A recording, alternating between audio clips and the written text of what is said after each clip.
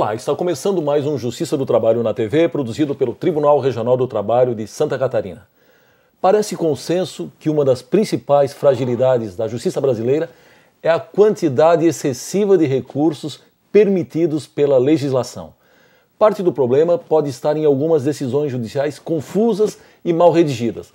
Hoje vamos falar sobre como a teoria da argumentação pode ser aplicada no judiciário. Está conosco a professora da Universidade do Vale do Itajaí, Cleide Miller Pareja. Ela tem mestrado em Letras pela Universidade Federal de Santa Catarina. Professora Cleide, é uma satisfação tê-la conosco, até para falar sobre um tema, digamos assim, atípico, um pouco diferente do que normalmente nós tratamos aqui no nosso programa, mas também diretamente relacionado ao mundo do trabalho, ao mundo jurídico. Eu queria começar perguntando sobre a argumentação como forma de sobrevivência. A partir de um determinado momento aí da história humana, saber se defender com a palavra, argumentar, né, com propriedade, passou a ser uma questão de sobrevivência. A senhora podia falar um pouquinho sobre isso? É um prazer estar aqui participando com vocês a respeito desse tema, teoria da argumentação. E quero dizer que a argumentação faz parte do dia a dia de todas as pessoas. Mas, como você muito bem colocou, a argumentação como teoria, ela passa a se tornar fundamental entre os gregos no momento em que a democracia torna-se uma necessidade e as pessoas precisam sozinhas defender-se perante a justiça. E então, um grande teórico, pensador chamado Corax, ele resolveu, para ajudar as pessoas, escrever um manual com técnicas de como usar a palavra para explicar-se perante a lei, para defender-se. E nesse manual ele cria a estrutura, na verdade, do discurso argumentativo, como nós conhecemos até hoje, né? As palavras eram diferentes, mas nada do que seria como hoje no discurso argumentativo. A introdução ele chamava de exórdio. O desenvolvimento era a apresentação do fato e os argumentos. E ele chamava de peroração, o que seria a conclusão. E ali nascia, então, a forma clássica do discurso argumentativo.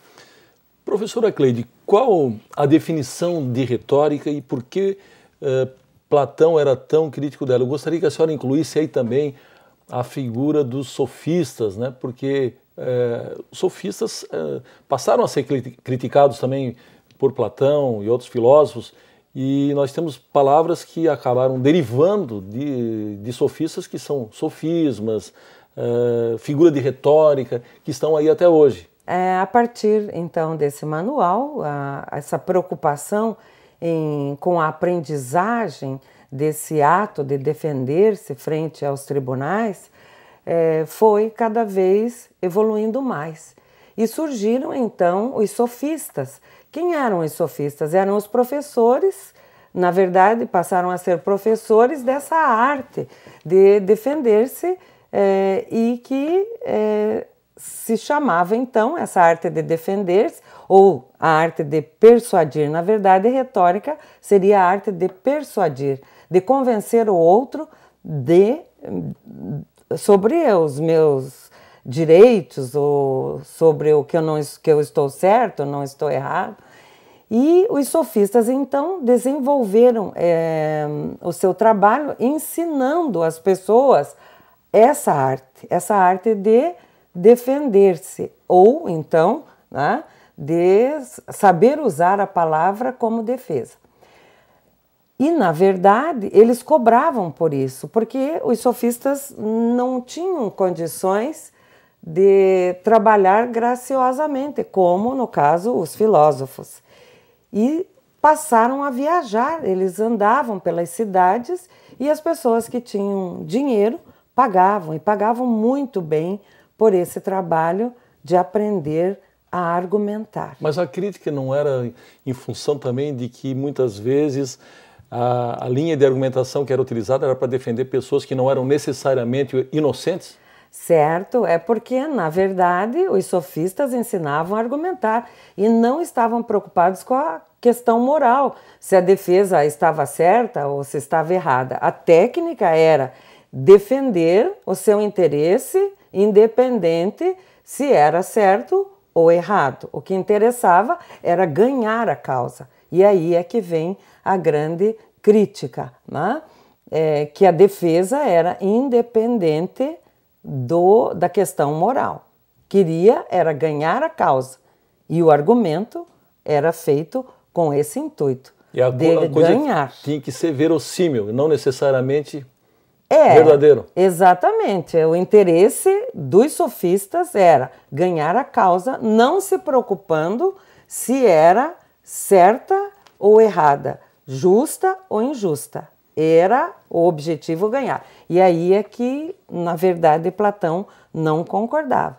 Platão queria a verdade e não uma defesa independente da verdade. Muito bem, eu gostaria que a senhora abordasse agora a questão dos recursos da argumentação. Nós temos aí o entimema, uma palavrinha um pouco complicada, né? Pouco comum, né? Pouco comum.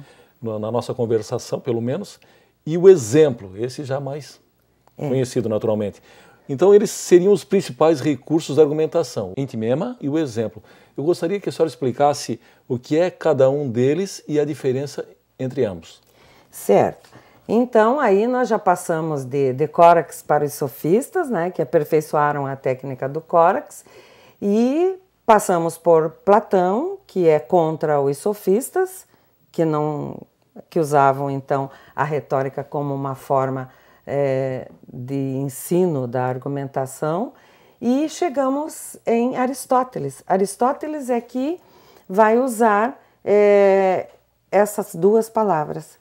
Então, ele diz que entimema é um tipo de argumentação e exemplo é outro tipo de argumentação. Ele diz que esses são os dois tipos de argumentos possíveis, né?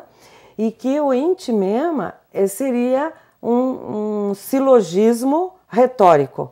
Ele volta, então, a falar em silogismo, aproximando do que seria o que Platão chamava de dialética, né? Dialética seria o raciocínio lógico, como nós conhecemos, né? E ele para não dizer que seria lógico, porque ele se afasta de Platão justamente por causa disso, né? Porque ele acredita na argumentação do possível, do verossímil, né? E esse verossímil, ele seria possível através do silogismo, mas um silogismo que seria do verossímil e não do totalmente lógico. E ele chama então de entimema. E o exemplo é o clássico, né? Que seria o exemplo como nós conhecemos. Eu vou argumentar usando exemplos, algo que já aconteceu e que na justiça normalmente se chama de jurisprudência, né? Já aconteceu isso, fulano foi absolvido, ciclano também foi, portanto, né? Usa já. Mas o próprio Aristóteles diz que você pode usar o exemplo, né, na sua argumentação, mas numa argumentação jurídica seria muito melhor usar o entimema, que fica um discurso melhor, o entimema, que seria o que ele chama de silogismo retórico, do que o exemplo. Ele acha que o exemplo é mais simples e que o entimema, que aproxima do silogismo, seria de maior qualidade. Para nós encerrarmos o primeiro bloco, eu gostaria que a senhora dissesse rapidamente qual é a diferença entre argumento e raciocínio lógico, ou se são a mesma coisa. Não, nessa linha do pensamento, então, de Aristóteles, o argumento seria na linha do silogismo retórico, algo que eu tenho que criar porque não é possível provar pela lógica, né? Eu tenho que construir esse raciocínio. E o raciocínio lógico é algo que não dá para contestar, ele seria muito mais próximo da verdade. Professora Cleide, nós precisamos chamar um rápido intervalo, nós voltamos em seguida, é só um minuto.